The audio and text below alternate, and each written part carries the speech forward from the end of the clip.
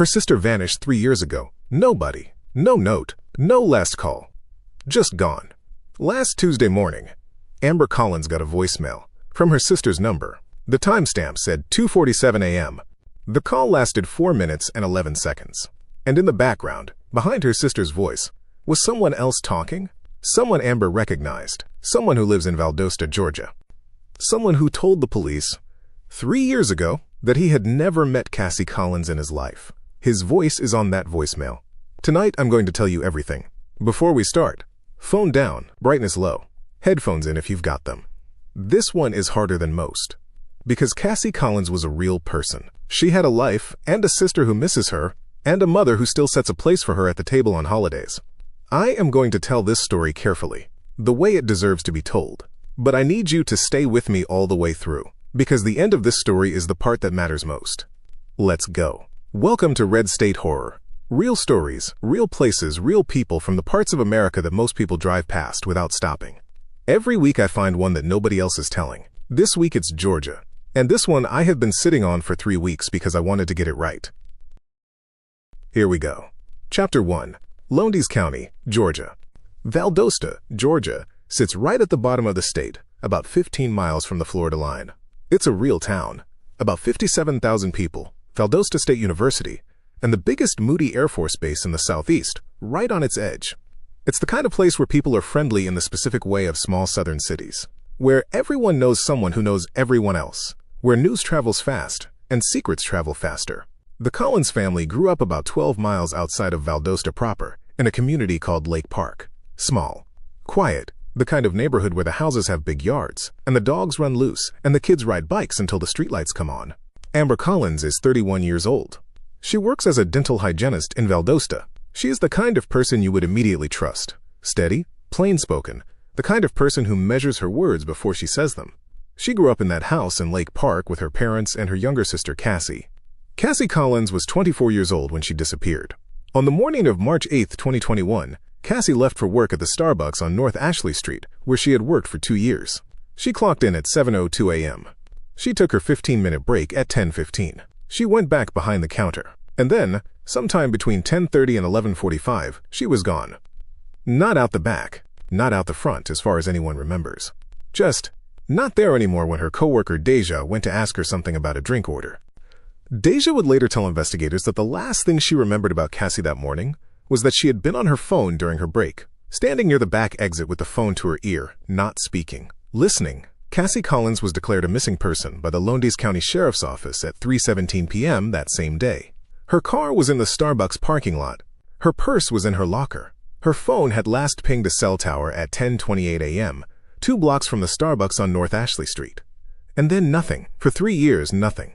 The investigation went where most missing person investigations in small Georgia cities go. First, the boyfriend, who had a solid alibi. Then the co-workers had nothing to tell. Then, a registered sex offender in the area was cleared within a week. The search teams went out.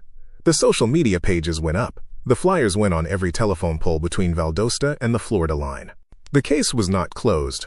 It was what investigators call open and inactive, which, in plain English, means they ran out of places to look. Amber never stopped looking. She ran the Facebook page. She contacted journalists twice a year. She drove routes that Cassie might have driven, looking for nothing in particular, looking anyway. She called the sheriff's office every month on the 8th. Same day. Same question. Any updates? The answer was always the same. Until last Tuesday. Subscribe to Red State Horror right now.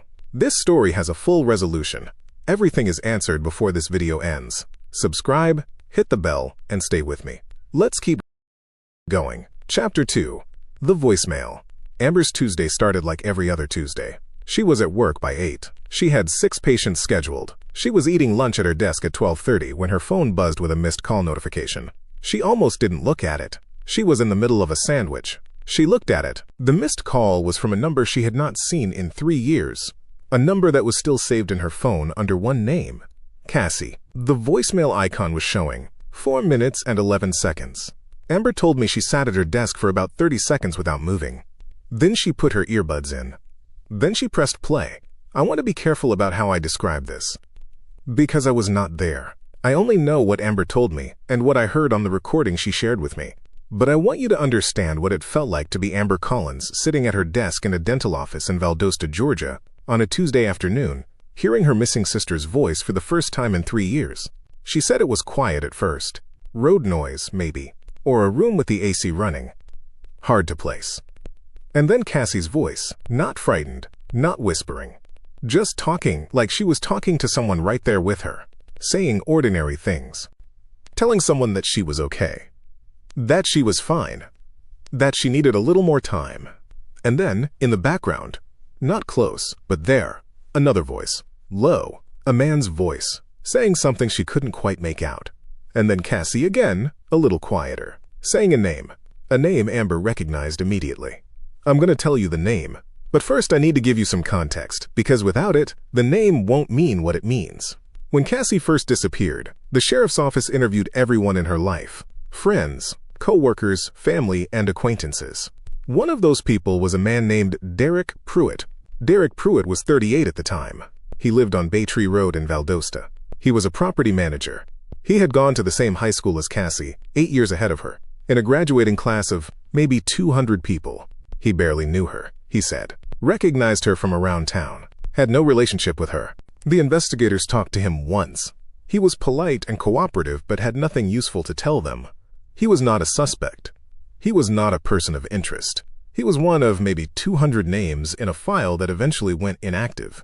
The name Cassie said on the voicemail, in a low voice, talking to someone in that room, was Derek. She said his name as she knew him, not like you say the name of someone you barely know. Like you say, the name of someone who is right there with you. Amber called the Valdosta County Sheriff's Office from the parking lot of her dental practice at 12:47 p.m. She got a deputy on the line. She explained what had happened as clearly as she could. She said she had a voicemail from her missing sister's number, and there was a man's voice in the background, and she knew who it was. The deputy asked her to come in. She was there by 1:15. Chapter 3. What the investigators found. The Valdosta County Sheriff's Office assigned Cassie's case to a detective named Maria Santos the same afternoon Amber came in. Detective Santos was not the original investigator. That detective had retired in 2022. Santos had inherited the file 6 months earlier and had been looking at it with fresh eyes. She listened to the voicemail. She listened to it 3 times, and she told Amber something that Amber had not expected. She said she'd already heard that voice, Amber told me. Not from the original investigation. From something else. She didn't tell me what at first. She just said she needed to check something, and she would call me. Detective Santos called back at 6:30 p.m. She asked Amber 2 questions. First, had Cassie ever mentioned someone named Kyle Pruitt? Amber had never heard that name. Second, did Amber know what Derek Pruitt did before he became a property manager? Amber did not. Derek Pruitt had spent 11 years working for a private security company that contracted with a federal immigration detention facility in South Georgia. He left that job in 2018. The reason for his departure was listed in his employment file as, quote, voluntary resignation. There was a note attached to that file that Detective Santos would later describe, in carefully chosen words, as a record of a complaint that was not fully investigated at the time. Kyle Pruitt is Derek's younger brother. He was 26 in 2021. He lived with Derek on Baytree Road. He had not been interviewed during the original investigation into Cassie's disappearance because, as far as anyone knew at the time, he had no connection to her. But Kyle Pruitt had worked at the same Starbucks on North Ashley Street as Cassie Collins, not at the time of her disappearance. He had left 6 months before she went missing, but they had worked together for 8 months in 2020. They had known each other. Nobody had caught that connection in the original investigation. His name did not appear in Cassie's phone records because they had communicated through a third-party app that investigators had not pulled. His name had never come up because nobody had ever asked Cassie's co-workers who she had worked with before, rather than the ones who were there when she disappeared. He was a ghost in the investigation.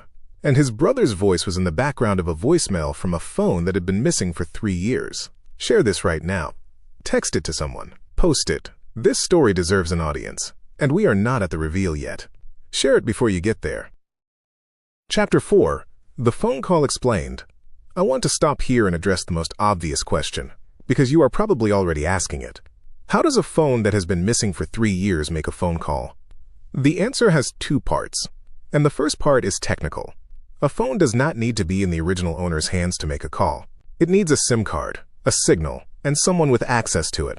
The phone's carrier records, which Detective Santos subpoenaed within 48 hours of Amber coming in, showed that Cassie's number had been intermittently active in the 3 years since her disappearance. Not constantly, not frequently. 11 times in 3 years. Brief data pings, mostly. 2 outgoing calls. The one to Amber was the second outgoing call. The first outgoing call had been made 14 months after Cassie disappeared. It lasted 12 seconds. It was made to a number registered to a prepaid phone that was no longer in service.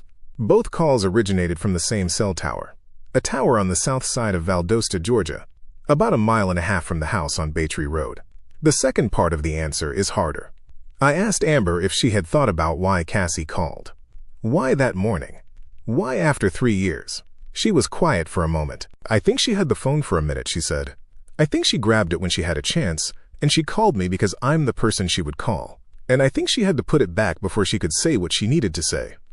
Do you think she knew the call went through? I asked. I don't know, Amber said.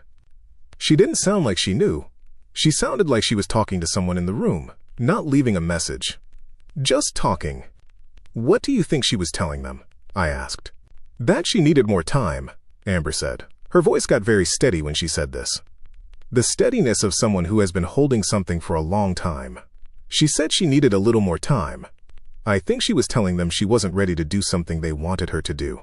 And I think she used that time to make that call. She looked at me. 4 minutes and 11 seconds, she said. She kept that call going for 4 minutes and 11 seconds. Long enough for it to hit the voicemail. Long enough to leave a record. I think she knew exactly what she was doing. She kept that call going for 4 minutes and 11 seconds. I think she knew exactly what she was doing. Chapter 5. What happened on Baytree Road? The Lowndes County Sheriff's Office, working with the Georgia Bureau of Investigation, executed a search warrant on the property at Baytree Road 11 days after Amber brought in the voicemail. I am going to tell you what they found. And I want to tell you first that Cassie Collins is alive. Say that again so it lands. Cassie Collins is alive. She was in that house. She had been there, or in a property connected to Derek Pruitt, for most of the 3 years she had been missing. The full picture of where she was and when is part of an ongoing criminal case, and some of it I cannot report in detail yet. But here is what has been confirmed publicly and through Amber, who has permitted me to share it. Cassie did not leave that Starbucks on March 8, 2021 on her own. She left with someone she trusted, someone she had known during the 8 months she and Kyle Pruitt worked together. The nature of that relationship, what she was told, what she believed, how it started, is part of what investigators are still documenting. She was not held in one location the entire time. The phone records and other evidence the GBI has not disclosed suggest movement. Multiple locations over 3 years. Derek Pruitt's property management work gave him access to several vacant properties in Lowndes and Brooks counties. She made the voicemail call from Derek Pruitt's house on Baytree Road. She had access to her own phone for a window of time that investigators believe was unintended, a mistake on Kyle Pruitt's part. She used those 4 minutes and 11 seconds the only way she could. She called her sister, and she left the line open. And Amber kept that voicemail, and Detective Santos listened to it 3 times. And 11 days later, they went and got her. Derek Pruitt, age 41, was arrested on Baytree Road the morning of the search warrant. He has been charged with false imprisonment, conspiracy, and additional charges that the GBI has described as pending further investigation. He has not entered a plea as of this recording. Kyle Pruitt, age 29, was arrested the same morning at a property in Brooks County. He faces charges including kidnapping and false imprisonment. He also has not entered a plea. I want to be clear that both men are legally presumed innocent until proven guilty. But I also want to be clear about what the evidence shows. Cassie Collins spent 3 years missing. She is home. And those 2 men have been charged. Hit like right now. Cassie is home. That matters. And your like is what gets this story in front of people who need to hear it. 1 tap. Thank you. Chapter 6. What Amber said that I keep thinking about. I spoke with Amber Collins 4 times while reporting this story. The last time was 2 days before I recorded this. I asked her what she wanted people to know. Not about the case. Not about Derek and Kyle Pruitt. About Cassie. About the 3 years. About what comes next. She was quiet for a minute. I want people to know that she fought, she said. The whole time. She wasn't waiting to be rescued. She was looking for a way to tell someone where she was. That voicemail wasn't an accident. She made that happen. She saved herself, I said. She saved herself, Amber said. I just answered the phone. Here is the thing I keep coming back to. Amber almost didn't listen to that voicemail right away. She was eating lunch. She almost let it sit until after her next patient. She didn't. She looked at the number. And she listened. 4 minutes and 11 seconds. I think about Cassie in that house, phone in her hand, keeping the call alive as long as she could. Knowing the voicemail was recording, knowing Amber would listen, knowing that 4 minutes and 11 seconds might be enough. It was. It was enough. There is a detail that Amber mentioned in passing during our second conversation, almost as an afterthought. She said that when she listened to the voicemail again, after Cassie was home, after the arrests, after she could listen without her hand shaking, she caught something she hadn't caught the first time. At the very beginning of the recording, before Cassie's voice, before the road noise or the AC or whatever it was, 1 second of silence, and in that silence, very faint, almost inaudible, a breath. A single breath, slow and deliberate, like she was steadying herself before she started, Amber said, like she was getting ready. 3 years in that house. And when she finally had 4 minutes, she took one breath first. And then she talked. She wasn't waiting to be rescued. She was looking for a way to tell someone where she was. She saved herself. I just answered the phone. Cassie Collins is home. Cassie Collins is 27 years old. She is receiving care and support from her family and from professionals who specialize in helping people through what she went through. Out of respect for her privacy and her recovery, I am not going to describe the specifics of her current situation. She did not speak with me for this story. She does not have to. She doesn't owe any of us her story right now. What she did over those 3 years, and what she did on a Tuesday morning with 4 minutes and 11 seconds and a phone she wasn't supposed to have, that is hers. She knows what it means. Her family knows what it means. That is enough. I have been doing this channel for a while now. I have told a lot of stories from a lot of places. Stories with no answers. Stories with bad endings. Stories that just sit in you and don't resolve. This is not one of those stories. Cassie Collins is home. Derek and Kyle Pruitt are in custody. And Amber Collins, who called that sheriff's office on the 8th of every month for 3 years, who never let the case go cold in her own mind, even when the file went inactive, answered the phone when it mattered. This is Red State Horror. Real stories. Real people. From the places most of America drives past without stopping. Drop Cassie in the comments. Just that one word. For her. And subscribe. Because every week I find a story like this one. Some of them end this way. Some of them don't. But all of them deserve to be told. Drive safe. Answer your phone. I'll see you next week. Subscribe to Red State Horror. Drop Cassie in the comments. One word. For her. And share this with one person who needs to hear it tonight. Thank you for being here.